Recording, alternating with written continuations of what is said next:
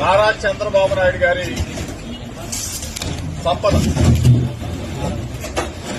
సంపదని సృష్టిస్తానని చెప్పాడు.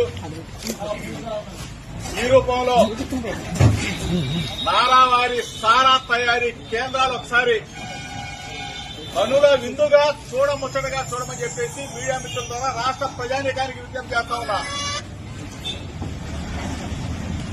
నకిలీ డిస్టిలరీలు, నకిలీ ఫ్యాక్టరీలు, నకిలీ మందు తయారీ కేంద్రాలు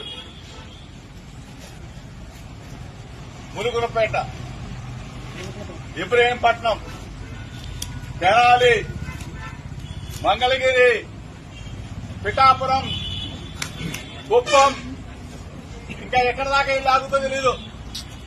రాష్ట్రం మొత్తం కూడా నారావారి సారా తయారీ కేంద్రాలు. రాష్ట్ర ప్రజలు ఒక్కసారి తెలుసుకోమని, ఈ రాష్ట్రంలో జరుగుతున్న పరిణామాలని గమనించమని చెప్పేసి మీ ద్వారా కోరుతా ఉన్నా.